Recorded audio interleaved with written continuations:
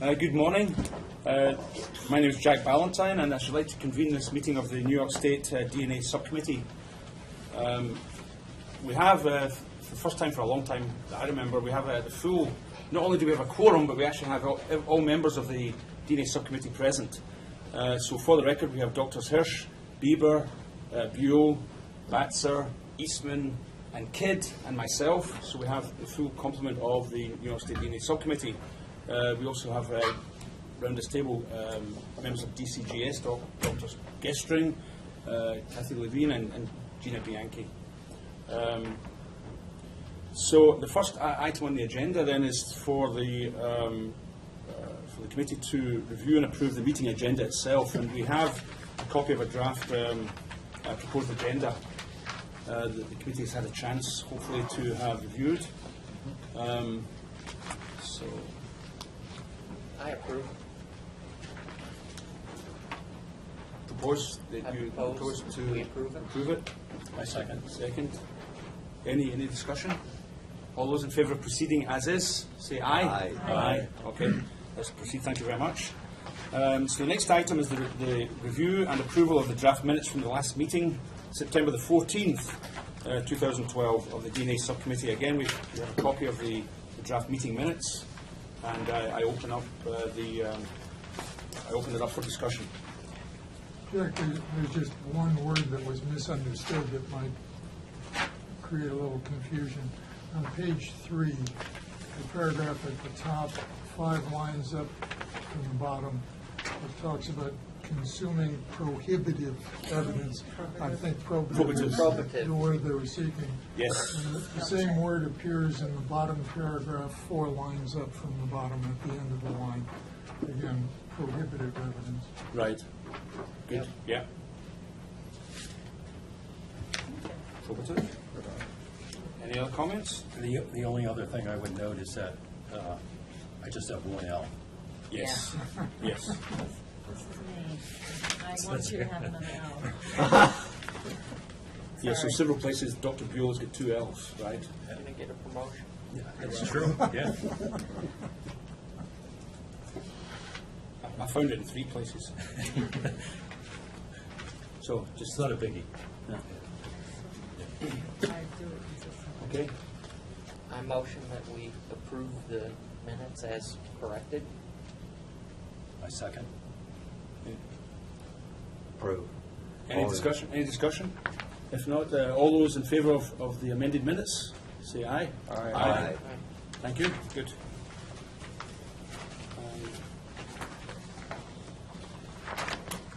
So this section is basically a number of accreditation laboratory updates from a number of labs.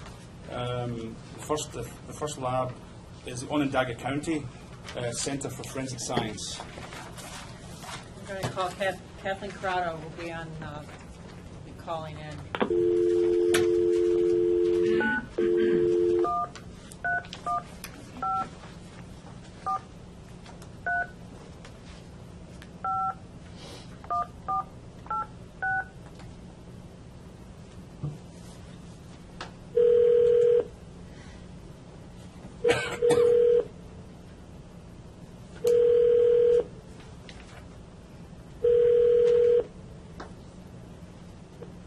Hello, this is Kathy.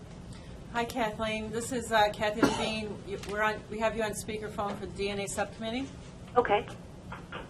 Good morning, Kathy. Jack Ballantyne Morning. here. How are you? Okay. Good, thanks. How are Yes. you? Yes. So we just come to your item on the agenda, okay? And we haven't opened it up for discussion yet, so I'm just about to do so. Okay. Okay. So we have the committee was given a number of documents, the full assessment report from ASCAD Lab, etc. So I should like to open it up for discussion. Onondaga County. Any comments or discussion? I have just a quick question, Jack. Good morning, Kathy. This is Eric Buell. Morning. On page 98, there was a addendum, Appendix C.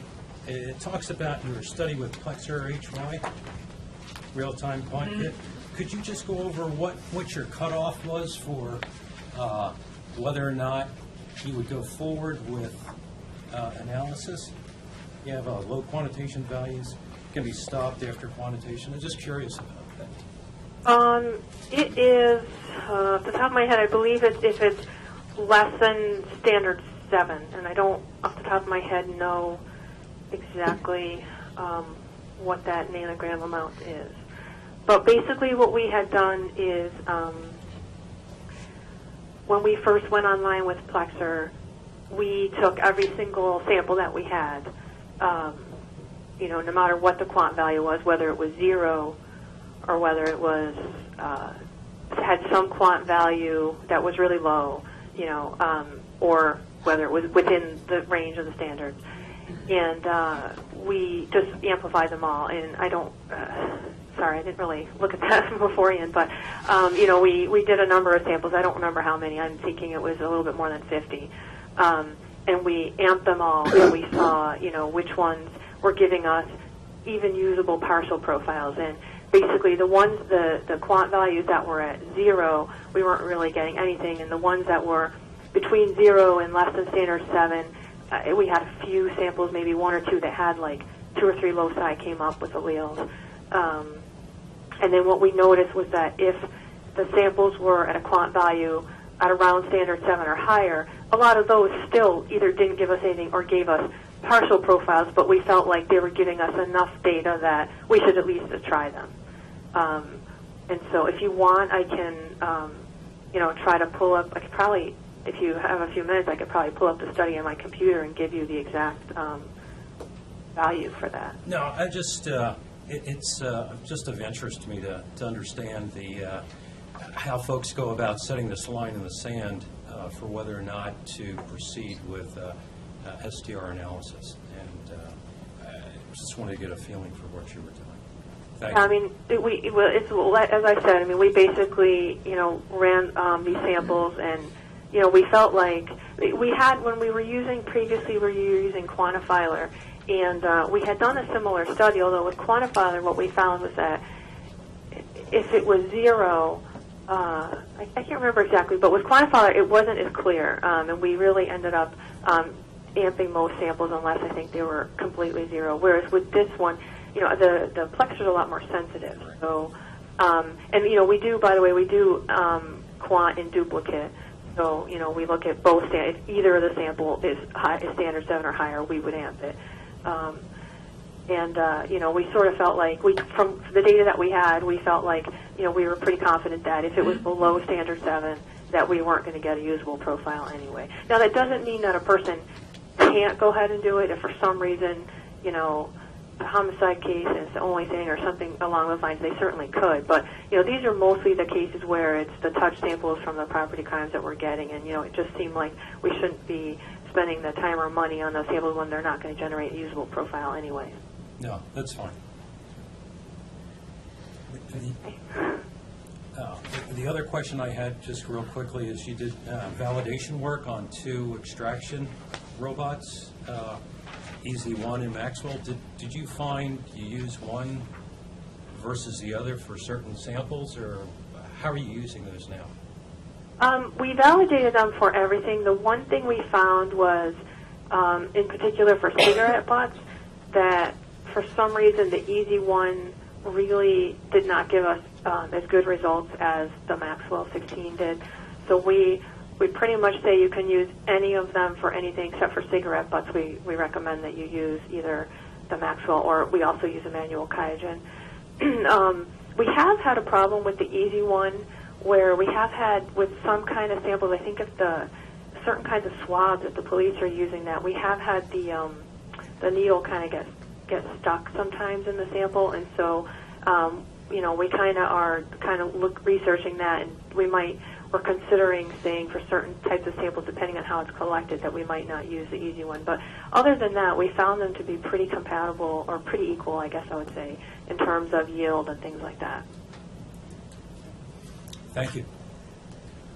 Okay, any other comments, questions?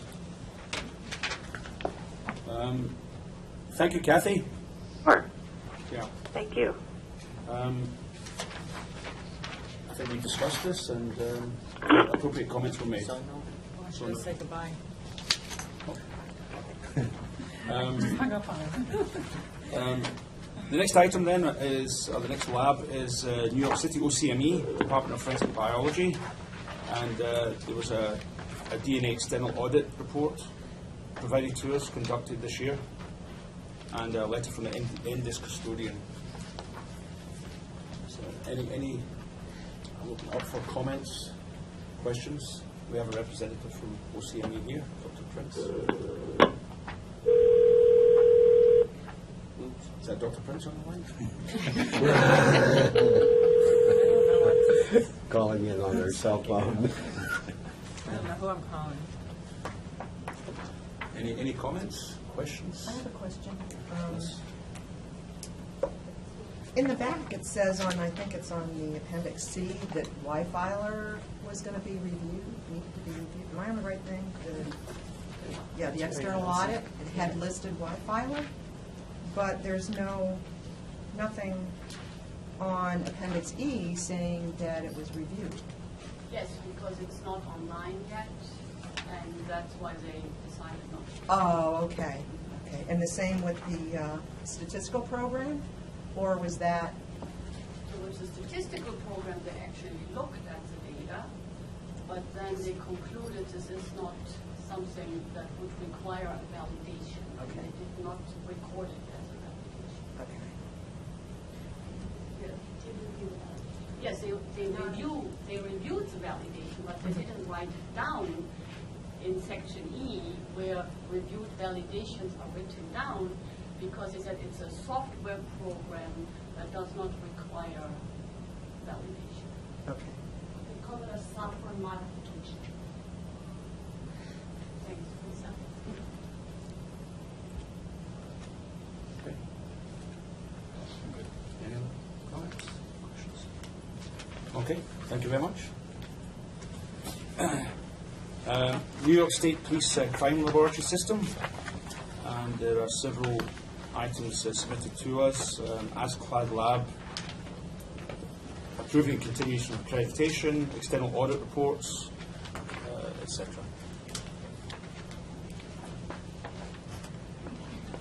Any comments or questions on New York State Police? I guess it's kind of the same question then, that DNA STR mixture validation, mixture calculator validation was not reviewed, even though it was listed because it's software? It wasn't validation, it gives a program the same answer. Okay.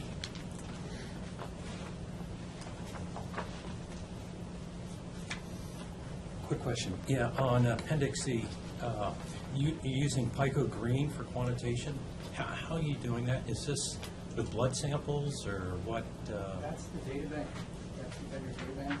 And that's blood samples? Those are people swapping. Okay. People swapping. Okay.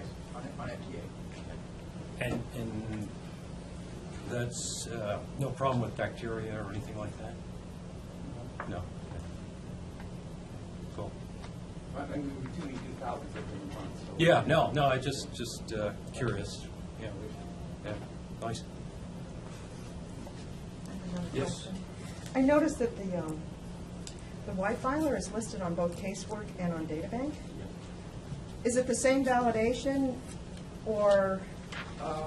They built on the casework validation. We're all under the same roof. In fact, the casework people were actually made competent in the data bank to do the Y-filer analysis. So are the samples that are databank samples, are they Pica Green quanted before they're done Yes. with Y-filer? Yeah. And then in the casework, it was done with quantifiler duo?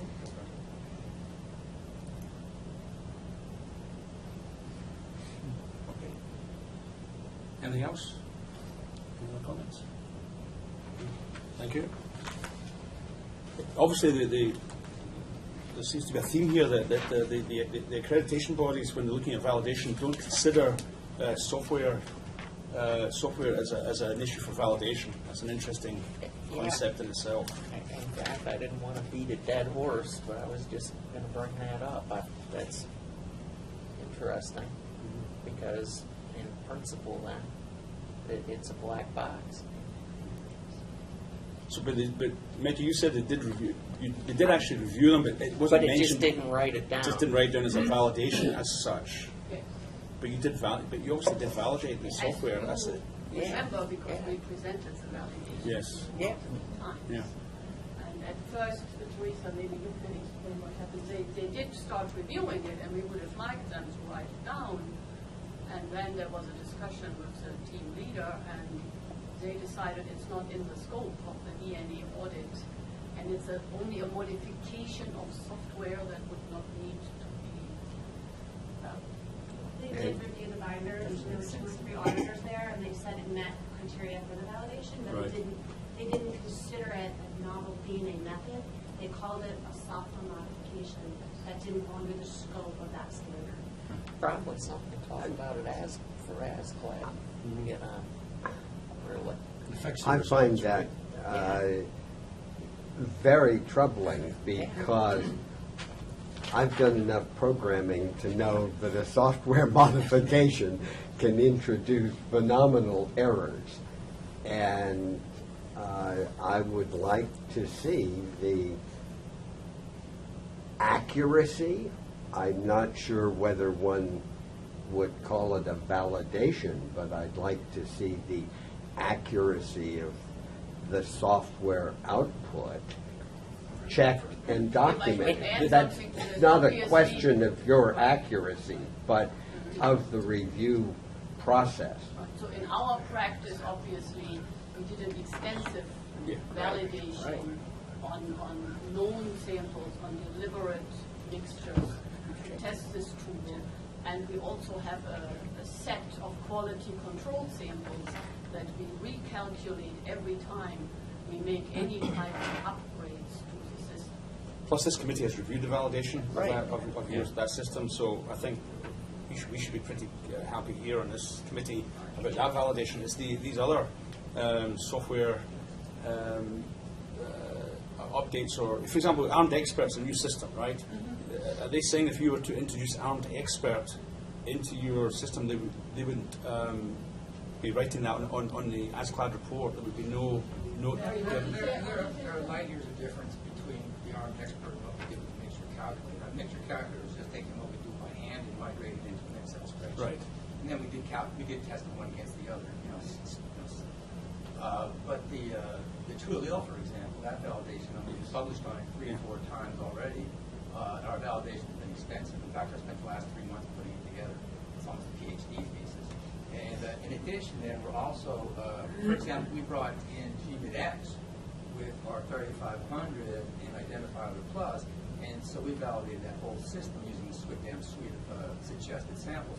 We're taking that same suite of samples and running it through True Allele as well. So it's an extensive validation for that. You can understand that that's something different.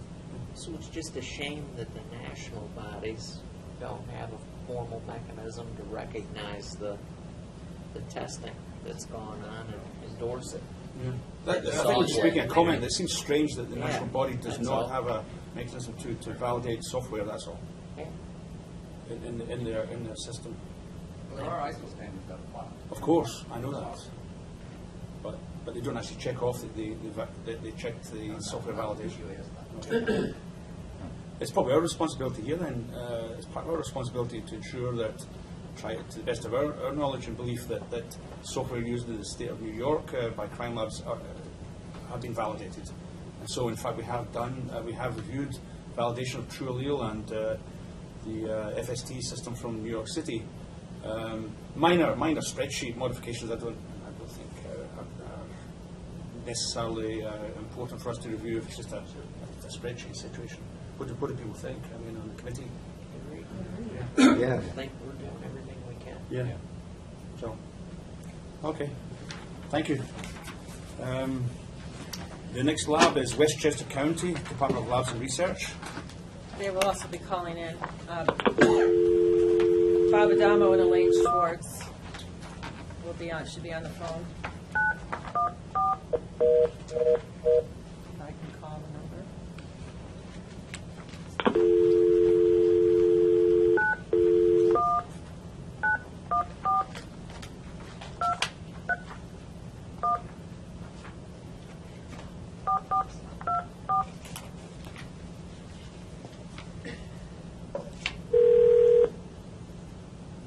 Principal Laboratory. Hi, Bob. This is Kathy Levine. You're on speakerphone at the DNA Subcommittee. Yeah. Well, let me put you on speakerphone here, okay? Is Elaine Schwartz? Is Elaine there as well? Might have caught him. Transfer. Hello, There we go. Bob.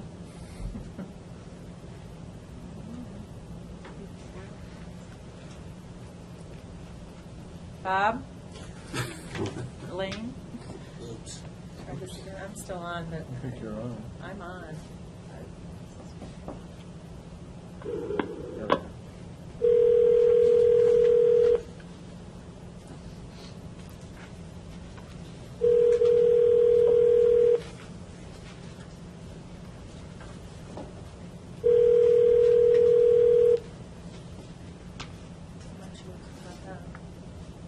Bob? No, I don't know. Transferred us. I think he was trying to.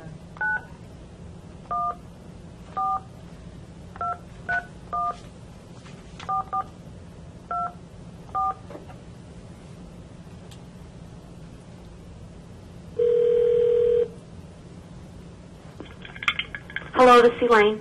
Hi, Elaine. Hello. This is Kathy Levine. You're on the speakerphone at DNA Subcommittee. Okay, I'm Elaine Schwartz. I'm the technical leader of the biology section, and I have Robert Adamo, the lab director, with me, and Mary Eustace, the CODIS administrator. I'm going to go on speakerphone here, too. Okay, good morning, Elaine and Bob and Mary. This is Jack Valentine. So we've just come to your lab on the agenda item. We haven't discussed it yet, okay? So I'm just going to start the discussion now, okay? Okay. Yeah. Okay. So for members of the committee, we have documents from Westchester County, an internal audit report, and an NDIS participation assessment set of documents. So I should like to open it for discussion. Comments?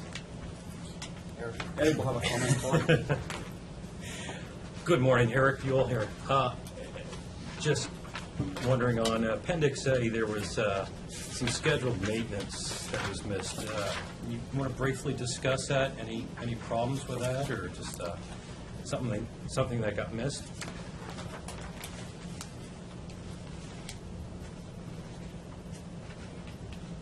Some of them were weekly maintenance.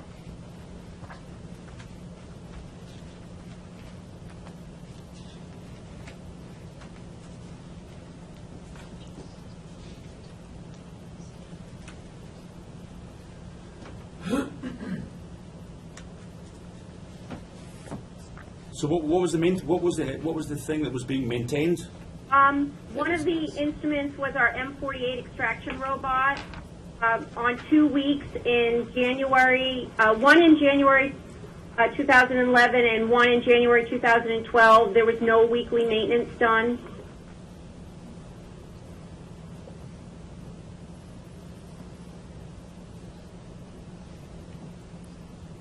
And would that cause any adverse problems with downstream analysis? Well, as long as the controls work properly on the next run, I don't see that it would cause any problems. And the next runs that were done, it appeared that the controls worked properly.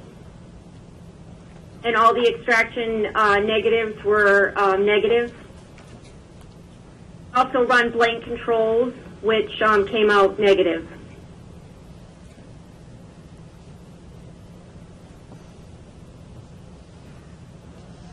So what was the maintenance that was missed? Just a cleanup, or, this is Allison, a cleanup? Yes, it was just cleaning pipette heads, checking the O-rings.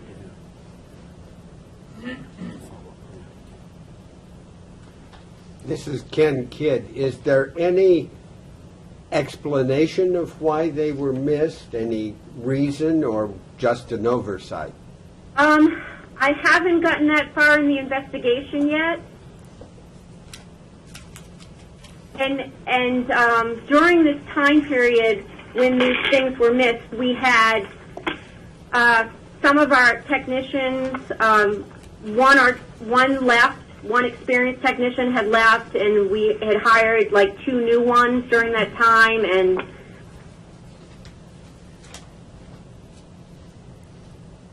Any corrective actions that you put in place, Elaine, to try to minimize this in the future? yes, I revamped quality control worksheet that we use. I made it much more detailed.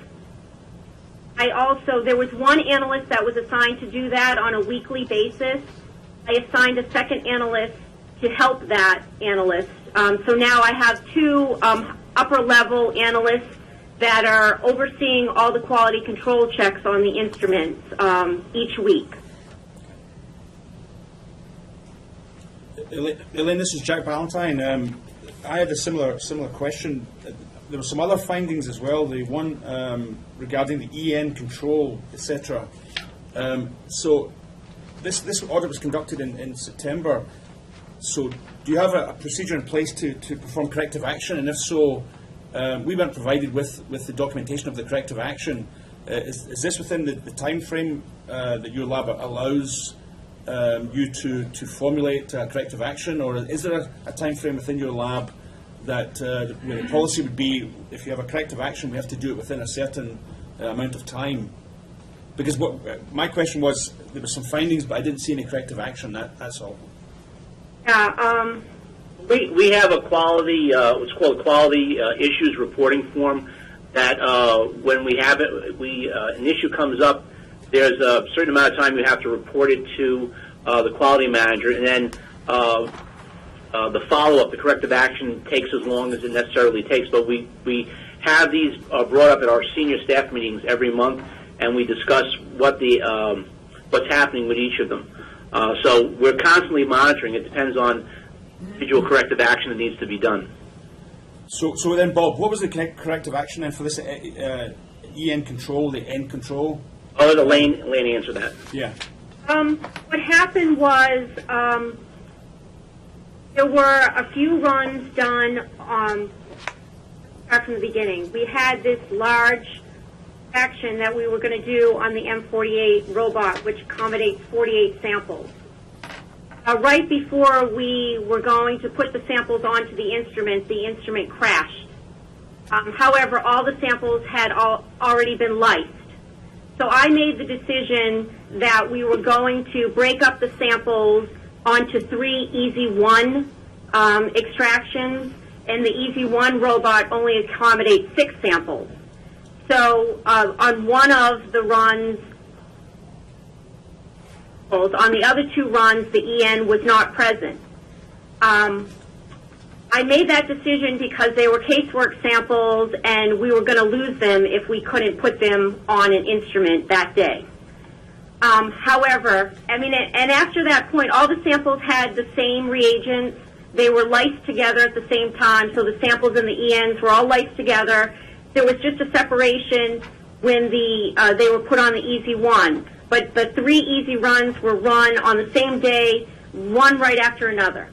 And then from that point on, the rest of the procedure, the EN stayed with the samples during the real-time procedure, during the amplification procedure, and the capillary electrophoresis run.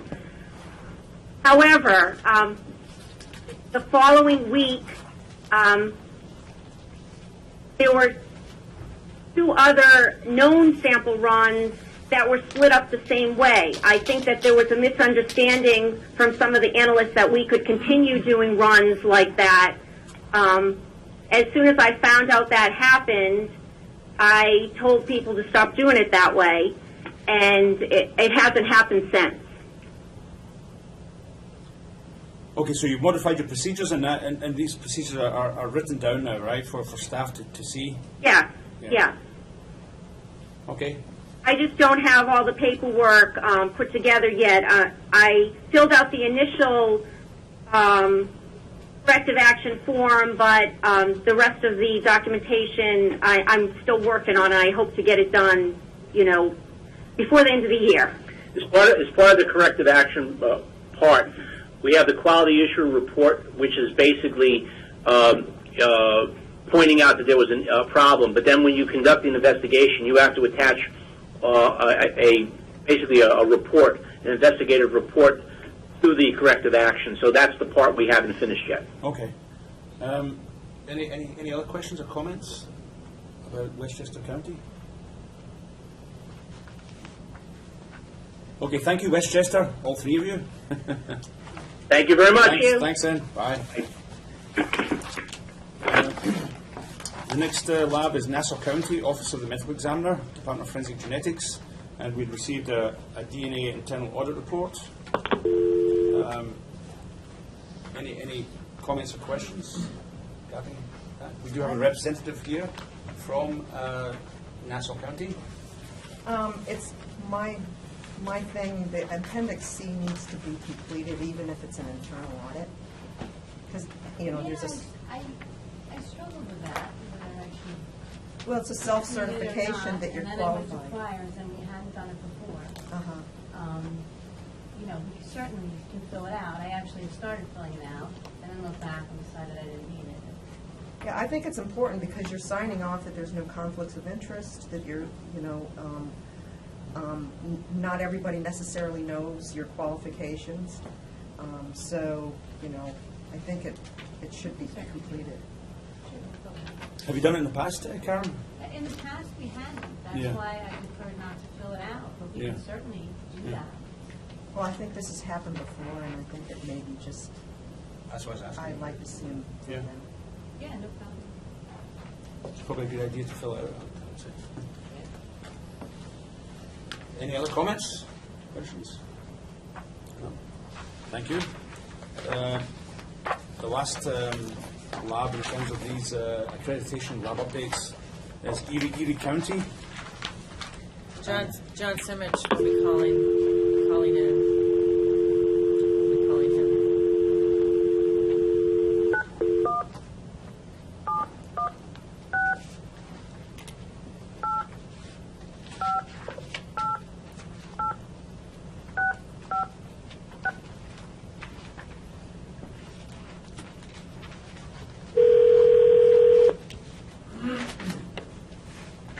Yes, Lab John. Hi, John. This is Kathy Levine. I have you on speakerphone with the DNA Subcommittee. Yes. Good morning, John. Jack Ballantyne. Jack.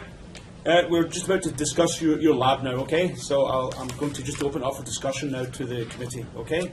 Sure. Okay.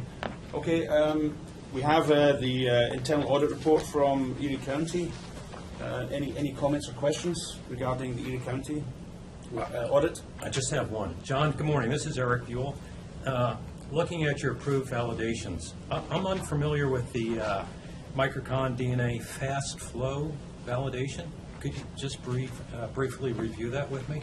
Yeah, the Microcon Fast Flow is the new device that Microcon put out to replace the regular Microcon device. It's basically the same thing. They just changed the membrane on it. Okay. And so you did And not- the spin times in that are a little bit different. Okay. Retention and yield are similar? Actually, they're slightly better with the Fast Flow, so we're performing. Cool. Any other questions, comments? Yeah. This was an internal audit, and you have listed down that these are approved validations, but you can't approve validations on an internal audit. And I noticed that Westchester County said they reviewed it, but they can't approve it. But the way it's listed here, it's listed as an approved validation because there's no editing in. Well, we reviewed these, but we can't approve them. You have that for also in approvals for people's training and academic qualifications. Can you edit in there or something that you really can't approve them because this was an internal audit? Yeah, no, we do understand that, and the auditors are aware of that, but they just went through all of the documents that would be done if it had been an external audit, just to make sure that they are indeed appropriate and will be proper when the next external audit is due, because all those documents will be presented at that time also. Mm-hmm. That's basically what they did. Literally, I did see the Westchester audit, and trust me, we fully understand that we're not officially approving them, the same that would be done with an external audit. It's just, I guess it's just kind of a technical thing because there's nothing on here saying, I mean, as it's stated, it's saying that the external audit team, according to standard aid, is documentation to be maintained, whatever. But this approval statement, and I don't know whether it can get confused by the next external auditors thinking that maybe this was approved and not re-review, or it's just kind of a, I guess I'm being picky. I don't know.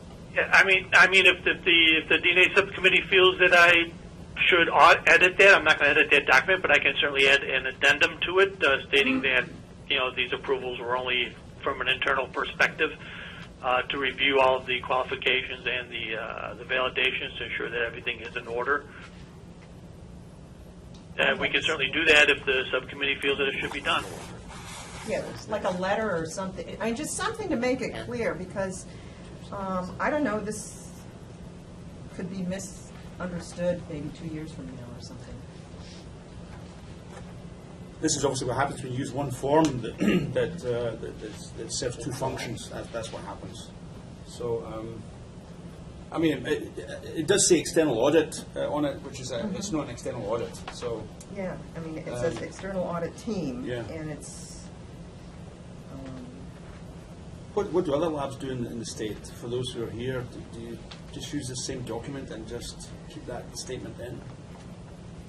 I like the way Westchester County did it. I mean, they made it, they just edited in that this was an internal audit and, it was reviewed but not approved. We don't list them because part of our validation and our quality program is that before it goes online, it gets reviewed. Yeah.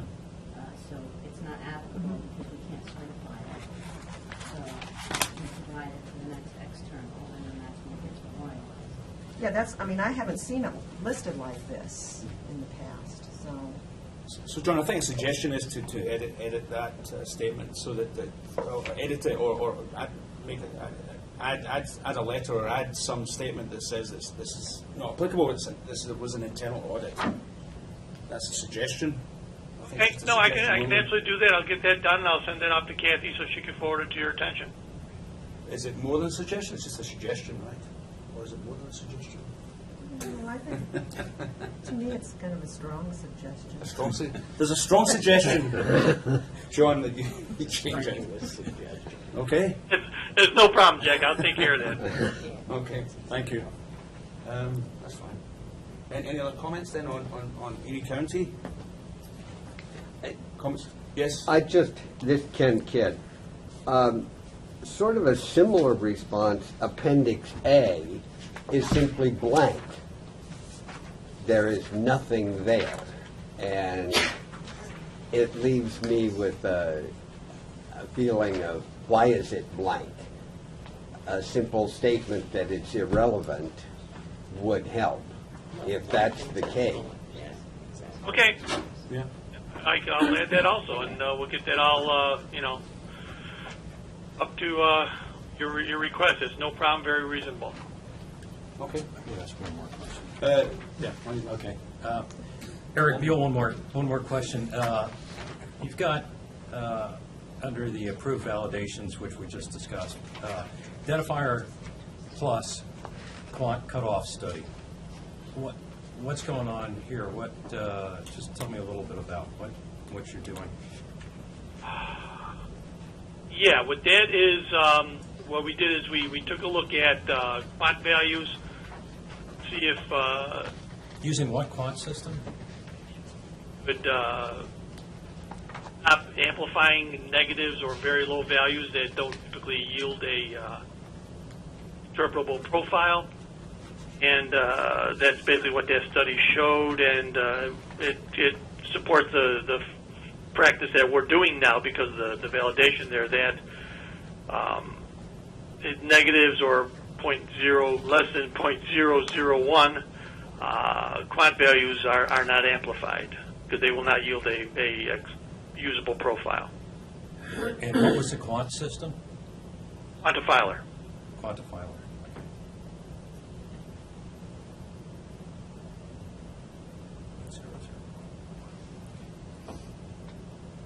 Okay. Yeah. Thank you. Comments? Okay, John, thank you very much. Okay, I'll get that letter off to you. Thanks. Thank you. Bye. So that concludes all of the accreditation lab updates. The penultimate item on the agenda now is laboratory disclosures and New York State Police Forensic Investigation Center. We have a letter, and we have a representative here from the New York State Police, Dr. Guzman. So we have a letter regarding a fire in the biological science walk-in cooler freezer unit. So I'll open up for discussion, comments. I'm just curious. Yeah. Is this condensation or something that occurred in an electric panel that caused a fire?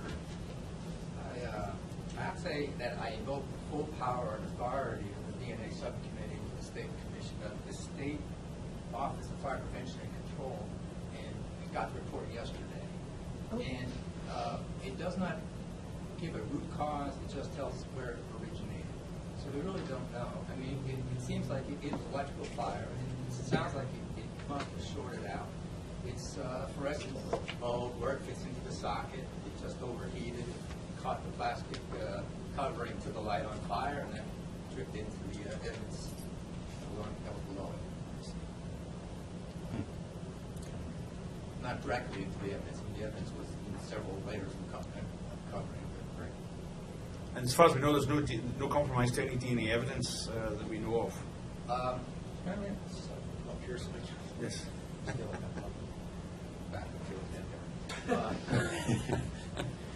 There were 3 cardboard, what we call convenience containers, underneath the plastic that was dripping molten onto them.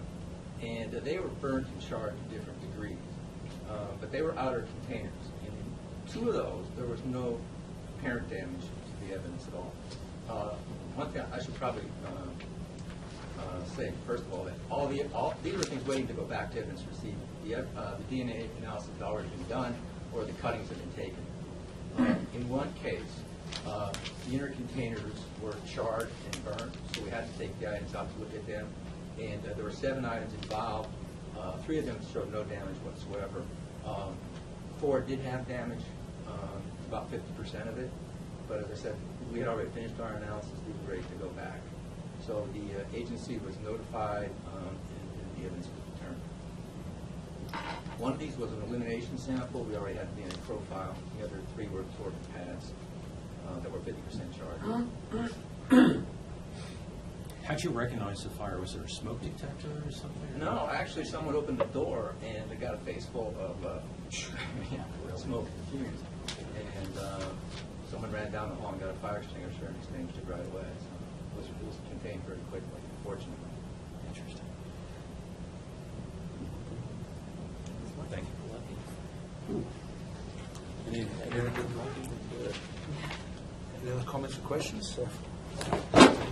One would not normally think of a smoke detector. In Right. footage, yeah. Yeah. No, I've never seen one. Interesting. Okay. Thank you, Dr. Guzman. So the last item on the agenda is the next meeting date and location, which in fact has been set for March 15th, 2013 in Hawaii. Sorry, New York City. New York City. So I should like to adjourn the meeting and thank everyone for attending.